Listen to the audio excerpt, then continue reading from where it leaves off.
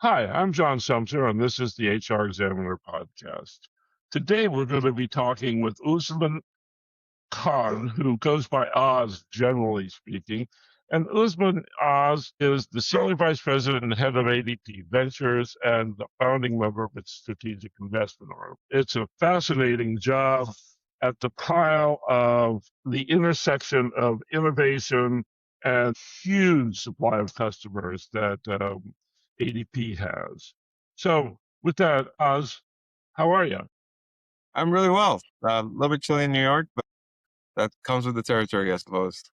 Yeah, well, you can come visit me in California. It's not chilly here today. Oh boy, don't do that to me. I tell people in New York City this time of year, it doesn't have to be like that. I want to dive right in. I want to talk about the things about AI that scare you. So, what are the five things that scare you most about AI? I think the thing that scares me the most is that it takes us down a path that we should not go down, where you see an erosion of the things that make us human at work, at home, and as friends with each other, where it pushes us into such silos personally and professionally that we lose who we are. I think that's like the philosophical one. The very tactical one is, again, being part of a company that's built on a 75-year legacy of strength and market dominance through value. Nothing comes without delivering value to your customers. That can get challenged in an environment where the innovation pace really comes after. Those are two fears that we as professionals and as society have some degree of agency in trying to orient in the right direction, if you will. Yeah, I worry a lot about the view that large language models are somehow adequate enough or can be made adequate enough to do precision work. Right? That seems like something that you'd be dealing with on a regular basis, but you can't afford. EDP could not possibly afford to have a process that goes, well, your pay this week is maybe $50. There's actual disciplined precision required to do what you do. And as near as I can tell, it's not possible to get that level of precision with a large language. It is not. It's generative, which essentially means that it is designed to predict things based on patterns that it's observed in the past. Kind of like, the human brain and the neural network, but the human brain also has a lot of other components to it, right? That give us judgment. And the current iteration of models is when you talk to, talk about the Jan LeCuns of the world. There's a very predominant set of thinking out there that says they have a marginal curve to which they will be efficient and be able to create judgments. They're very good at micro judgments, but for it to have a full set of decision making ability about, like, let me start from scratch and let me start to calculate payroll for 500 people in 35 states with a union in place, like, forget it. AI is a long way from that level of precision. So I think the augmentation of human beings is really the frontier that we're shooting for right now. And in some cases, people are being reckless to say that it's a replacement for human beings. But from my perspective, the technology that we see today is not there. And you could argue about, like, the advancement of models and the pace of innovation and all that sort of stuff. But you can look at the fact that the step function change between each release becomes more and more flatter. It started out revolutionary and it's becoming more and more evolutionary. So I think a lot of things have to happen before this paradigm shifts that we're in today. So I feel like we're sort of in the middle of a very long S curve right now. That's interesting. From my perspective, about the only enterprise thing that generative tools are good for is marketing, because in marketing, it doesn't actually matter how precise you are. What matters is how persuasive you are. And so I worry that it leaches out into other things from there, because it's awfully easy to do some things that look heroic until you dig under the covers and find out what's actually there. It's so interesting because I use a ton of AI in my personal life. Um, without promoting different models in different companies over here. Some of those problems can be as technical and precise as I like to build PCs with my kids. And so troubleshooting a new rig that is having all sorts of issues because of memory loss or heat sink issues and so on and so forth. And you'll find that the model takes you into menus and command prompts that don't exist that it thinks it exists. And these are like top highest tier paid models that you can get.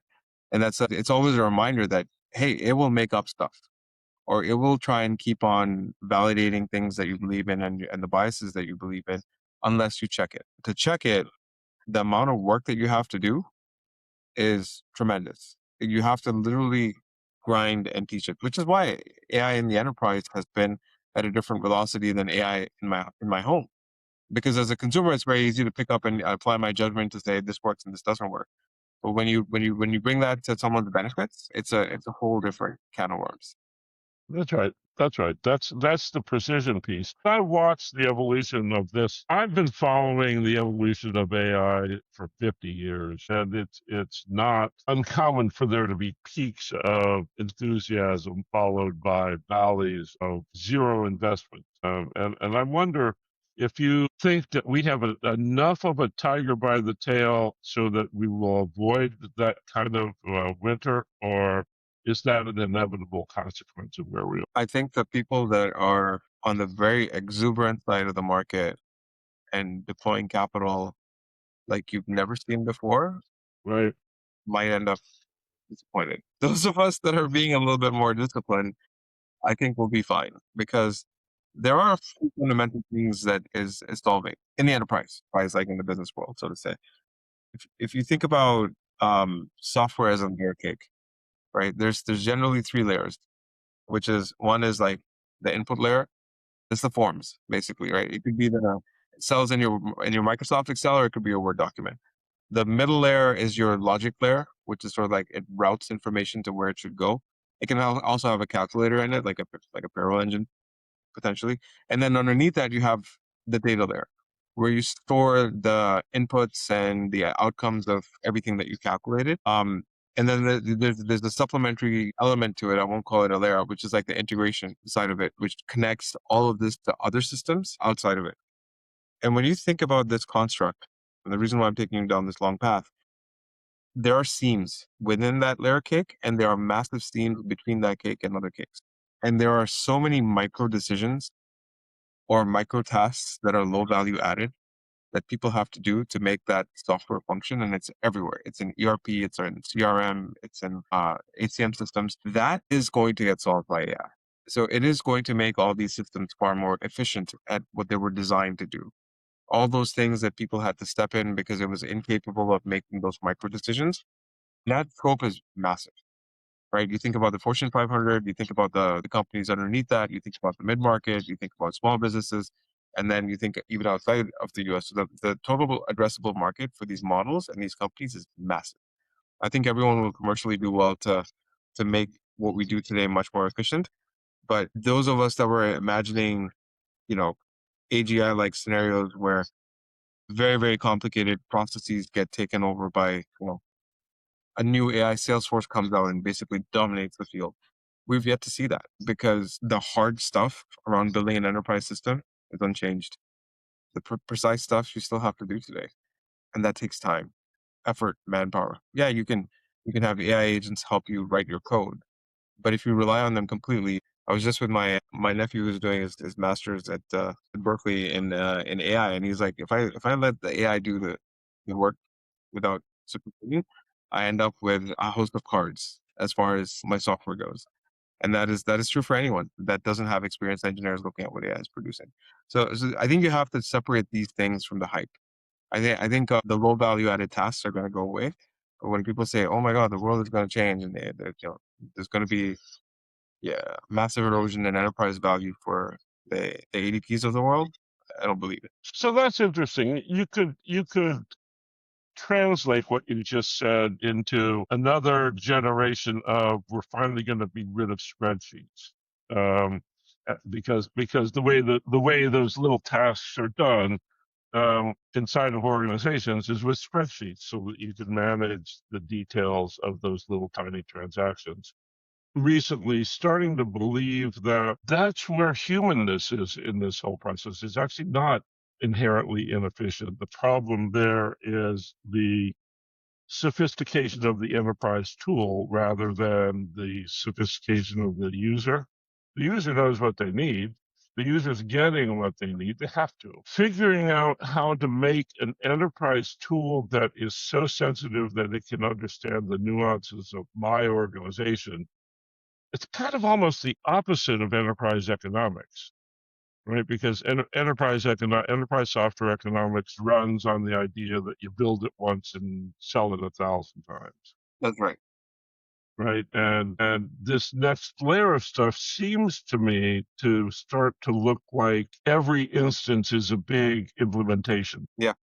I think the configuration, reconfiguration stuff is A, it's exhausting. B, it's also time away from other things that you should be doing as an organization, right? Like it ends up being a distraction for your core enterprise because not only are you going to have to supplement your people with external partners who are going to help you keep your stuff running, you keep your people from doing things that you necessarily care a lot more about, which is you want HR to build culture. You want HR to think about leadership. You want HR to basically get in to the frontline problems that teams have. But they spend most of their time buried under the transactional layer. They spend most of their time on cases that could be resolved much more easily. And I know a lot of HR people. HR at ADP is a thing of beauty in my opinion because of what they do and what they practice and how it shows up in our products. I think the observation from my side is just like they're just always on. We were talking about people always on in general. They're always on because they can't escape. You think about the Maslow's hierarchy of needs. Like they can't escape the top of the pyramid. They can't escape the middle of the pyramid. They can't escape the bottom of the pyramid. And I think this is where the unlocks from the the really transactional stuff that we talked about is going to let real experts be truly experts rather than being distracted by things that are not necessarily valuable. Does that make sense? Absolutely, absolutely. I'm going to switch topics on you here. This last weekend was a big, aggressive look at security problems in AI. Right, we started to see some theoretically unimaginable things, but Claudebot, or what is it, Moltbot now, Yeah. whatever that thing is, poses the question of how do you handle security? And I've been watching the large language model security question for a couple of years now, and the number of ways that you can break in and break things is expanding as fast as the models are. And it's incredible to see how vulnerable the tools are and how little attention is really being paid to security of the model itself, of the stuff that sits above the hardware and enterprise layer. What are you thinking about security inside of the AI world? I think it's probably the largest blocker in enterprise for AI adoption because it's imperfect. There was this research recently that everyone quoted that said 80% of AI pilots are failing. I think again, this is personal bias, so take it with a grain of salt. I don't think they're failing. I think they're experimenting. They're trying to see, is the risk acceptable? Is the boundary acceptable? Can this thing be secure to the point that we feel that there is a liability for us and our customers? And so earlier stage organizations that don't have a lot to lose, that are not sitting on top of $1 billion businesses, are able to make that risk equation a little bit more a little differently, right?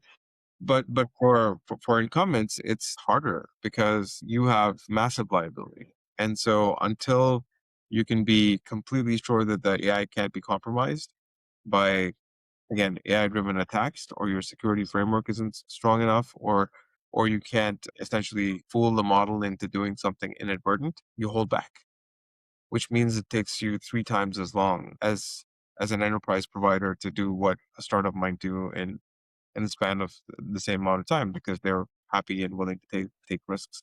And their customer types, by the way, are also startups like themselves who don't care about the same level of risks, right? If you think about a traditional Midwestern client, they're very different from a California company in Silicon Valley, right? In terms of what they're willing to do and they're willing to take. I think there's a ton of value that's going to be in the AI security sector. I, everyone's talking about fighting fire with fire. You cannot monitor the amount of volume of attacks that you could get because of AI driven malware and bad actors. The only way to counter it is with AI of your own, and that's what all these companies that you're seeing come into the cyber security realm are doing. So it's going to continue to be an elevated level of game set match in that domain, I think. Yeah, I find it interesting. Part of what I see happening in security is the fixing of the gate after the horse has left the pasture. You can't really solve the problem until you've been a victim of the problem, sort of. And I wonder how you think about, because you work in a world where there is a massive product development department, and if you want to get this stuff nipped in the bud, you have to embed it in the initial layer of the tool rather than as a bolt-on the outside of it. As soon as you start bolting security on, you create vulnerabilities rather than fixing them. So how do you communicate this rapidly changing security environment down to the ranks of people who are doing code? So I think you do it by having an ownership mentality where any failures in security are not owned by the security organization. They're owned by your team. Yeah, they're owned by you as a product group, and I think that starts to create a culture of accountability and a culture of really thinking through what you're releasing. I can talk to the number of precautions that we put into place, the AI gateways that we built that have kill switches in them, the information guardrails to keep bad actors from exploiting systems and so on and so forth. And that takes a ton of time, by the way, to engineer and architect. And so we have been doing that. Uh, and it is a combination of culture, process, and also diligence, right? I think your security apparatus, as any organization, also has to be super diligent, right? And you have to have people, or whether they're in your organization or outside your organization, pointing out your vulnerabilities. And so when it comes to AI deployed, it really becomes a factor of like, what is it exposed to? Because if it's exposed in the public domain as a consumer facing application, then your vulnerability is tremendous because anyone can interface with it and go to town. If it's behind a security firewall of a login for an employee, then already you have a whole bunch of security frameworks that you can put on top of it before someone goes into the playground and actually starts to do something with the AI. And then you have a second set of guardrails in terms of what the user permissions are and what they can get wrong. So again, it's like a medieval an analogy where you see these castles in Europe where you go there's like so many different walls that basically are layers of defense that are designed to sort of be safeguards. You gotta run it the same way with software and technology. What an interesting image. I think I'll hang on to that one of the layers of defense in a castle as approach to AI security. That's awesome. You have these learning models, and they learn by absorbing the latest content that flows through. Learn is probably an extreme characterization, but you know what I mean. How do you monitor and control drift from the task or drift into biases that you don't want to support when you build? And maybe the large question underneath this is: do you think it's possible to build bias-free digital technology now? I think it's the same principle. Again, I'm a fan of analogies. My team gives me such a hard time over it. But it's the same principle as training up your your kids, so to say. We as human beings are either sometimes, I don't think we're born with biases, but we start to build them over time based on our environment, our education, our learnings of the world, and so on and so forth. And so the interesting mimicry of the human being in these large language models is this whole notion of neural networks, right? And so they will learn and build biases, or they will learn the pattern recognition to problem solve. Because I've seen X, Y, and Z, I can replicate the pattern and tell you ABC, right? In the same way a human being might get it wrong, the model will also get it wrong. But I think with a human being or your kid, you will hopefully have trained them to recognize their biases, to not behave in a way that they violate the task that they've been asked to do. And it works exactly the same way for your models. And that's why even if you're picking up a model off the shelf, if you train an agent, training an agent is essentially it's grinding. It's grinding with the learning. You have to basically run it through its paces. You have to tell it where its limitations are.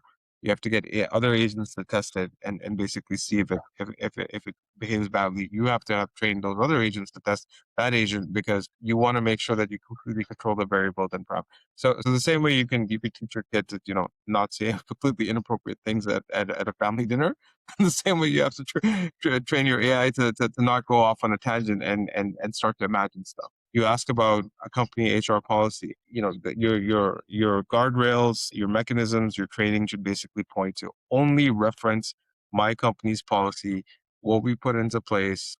Do not go out to any other existing knowledge about company policies on X, Y, and Z. Stick to what you've been told. Based on this, apply your neural framework and give an answer. And that takes time, unfortunately. Right? Like again, it goes into the cycle time of developing. So whereas as a consumer, you're okay with an open-ended answer. And if you know something about the subject, you might catch the error and you might correct it, or you might actually take a wrong answer and believe that to be the truth, by the way, as well. And that is also the inherent risk of leading you astray.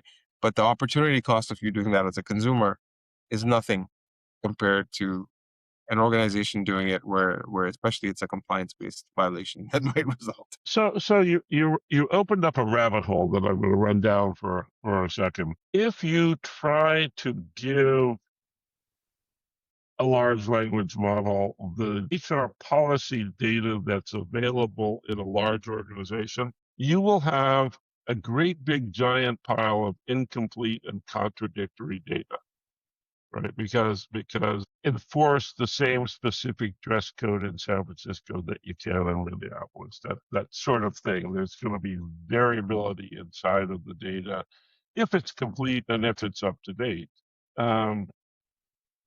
I have yet to see or hear of a good way of sorting that out. It has stopped a lot of companies in their tracks over the last 15 years because that incomplete and inconsistent data makes for a stew that's really hard to predict what the right answer is in a given context. This is a good one. And actually, this speaks to actually one of our portfolio companies as well.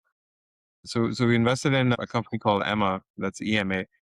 They're essentially a platform to help you deploy AI within the enterprise space, and so they have like this thing called Emma Fusion, which is basically like a model layer that picks the most appropriate models for the use cases that you want, and they build AI employees or agents around specific workflows. And the reason why we actually got really interested in Emma was because after meeting them, we found out that Hitachi, which is a very large global conglomerate, actually.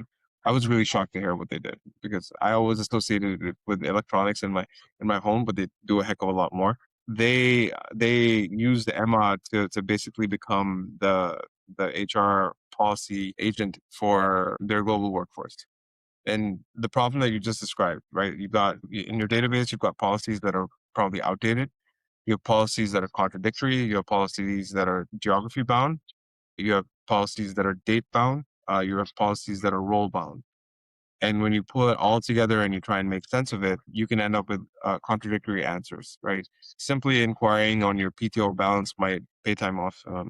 I'm sure this is an HR audience, so they'll all know this. Inquiring on your PTO balance, is it going to use the right methodology for where you're based and who you are based on your context? You don't know that. And so this is where the proprietary work goes in past the model layer, right? Essentially figuring out how to use small language models for places where you don't want it to go off the rails, you don't want it to go sideways, for using large language models where they're extremely directed down this path of like, this is your framework, this is your hierarchy of how you should treat information. And then essentially using it to process and put out this whole notion of what are the most accepted ways to answer your top 100 queries. Because if you think about it, like your employee base is not going to have more than 100 different type of questions, right? Then you get into the really long tail of the completely odd and insane question that you probably want a human being to answer, right? And so you build that, you massage it, you train it, and guess what?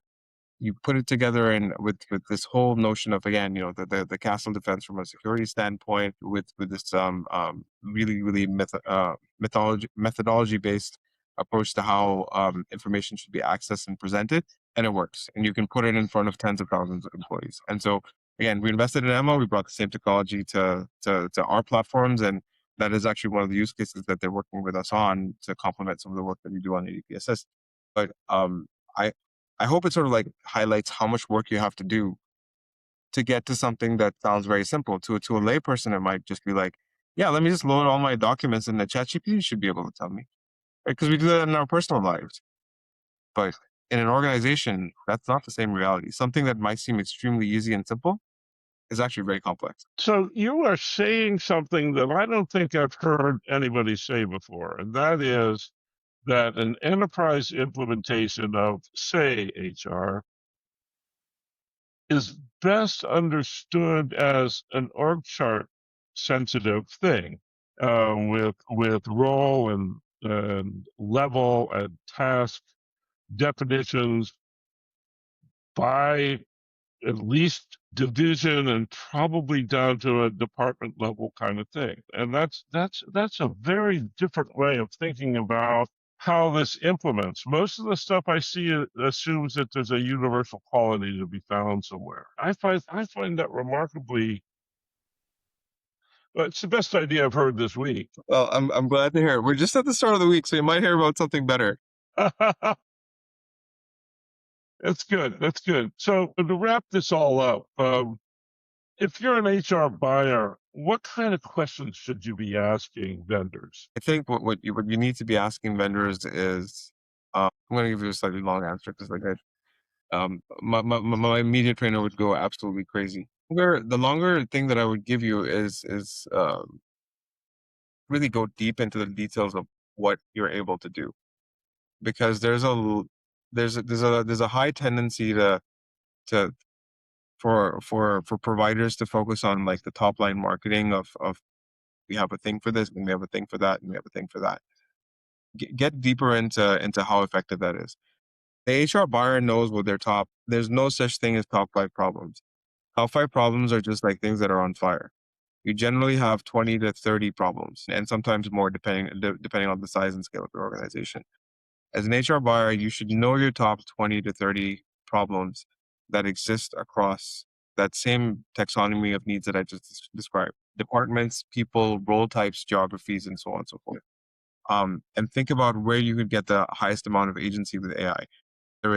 Whether it's reducing the service load on your HR help desk, whether it's case resolution for the same thing, whether it's employee experience, whether it's talent elevation, whether it's faster time to roll from a recruiting standpoint.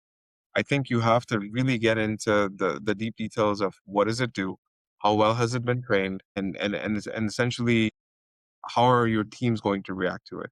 Which again goes back to our general philosophy in life at ADP is like you have to really take your time with sussing this stuff out, because in some places you're going to find fascinating technology that people have built. In other places, you're going to find that you have maybe 25% of the promise, and the rest of it is just like. And do you really want to pay for 25% of what you think you should be getting, and burn your team's time on it, or just focus on the things that are the most important in that list of 25 to 30 things?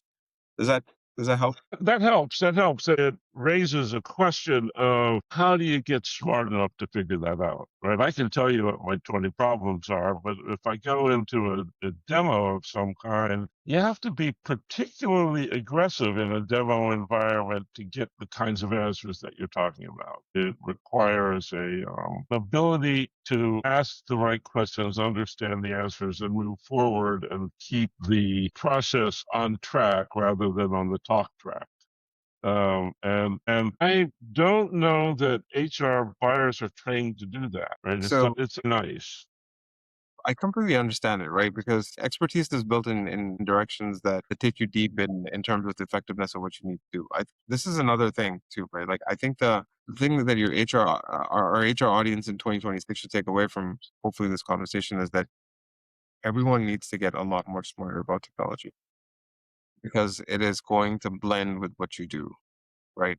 And having a point of view is important. And so if you don't have a very very deep point of view right now, I think there's a couple ways to get there. And the problem is different for every type of buyer, right? So we talked about the variability in terms of the client base that we work with at ADP. We might be dealing with 50 employee companies in our small business division, or we might be dealing with mid market companies with 50 to 1,000 employees, or the upmarket, which is more than 1,000. If you're an upmarket HR buyer or even an upper mid market one, you generally have a technology team in your organization. I think this is the time to forge closer alliances with the technology team because they are thinking through the same issues on the operational side as far as deploying technology for your business needs goes. They might be working on your logistics systems. They might be working on your finance systems. Get them thinking about your HR systems. Get them thinking about effectiveness of agents because all of these organizations have technology teams. They have CIOs, they have CTOs. How does your CIO or CTO think about success with agents? What is a good framework to measure input to outcome for agents? And you don't have to go all the way. I think you just have to start to pull them into the conversation a little bit so that they're also part of the discussion. I think the table stakes for most HR buyers are, hey, is this thing going to keep me compliant? Is this going to accomplish like the large operating model question that I have and the things that I'm trying to achieve on a functional level? The AI stuff right now, I feel is still some of it's seeping into the core of why you should buy the system, but it's more of a benefit. I think the first thing you look for is just lack of pain with running a particular system, and AI does have a role to play there. So as you get from that spectrum of like need to have, must have, that these things would add a lot of productivity, partner up. And then if you're in the lower mid market, I think the market changes a little bit because you don't have a lot of customized solutions. You have things that work outside of the box. The risk of trying them out, the sandboxes are easy. I think just go experiment, spend time with your peer cluster. I love that HR people talk and they always have points of view on different software. Share that out. So again, long response to what was hopefully a short question. Well, I was hoping for a long response. So this has been a great conversation, and we're going to close it up here in a second. Have you got anything that we missed that you want to be sure we cover? I think we covered it a little bit, but I would say don't have FOMO. Don't have fear of missing out because sometimes and a lot of times there's an advantage to observing what happens in the market, whether it's something that you want to do or a trend that you were looking at, and then taking action rather than being the first person out the door with it. If you are in an organization that loves to take risk and loves to be at the front of it, have at it. But if you're in the middle of the road, be prudent because I don't think there's anything that we're massively losing by as buyers, taking the buyer perspective, by waiting to see how things settle, how things play out. So you shouldn't be in an urgency to deploy AI in a manner that might not be well thought out. Think it through. Really design it. And so that's what I would say. Whether we apply it here, whether it's investing in a company, whether it's building a new product, whether it's like working on roadmap with other ADP teams, I think it's a principle that's done us quite well. That's awesome. That's awesome. I don't think many tech executives are willing to say something like that. That patience is the way to the solution. That is distinguishing. That is distinguishing. So thanks for taking the time to do this. I really appreciate it. It was a good conversation. Thank you, John. I enjoyed sharing my thoughts and hearing yours. I think you asked some awesome questions. Great. Great. So you've been listening to HR Examiner podcast, and we've been talking with Kahn, who is ADP's head of ADP Ventures and part of its strategic investment arm. Thanks, and we'll see you next time.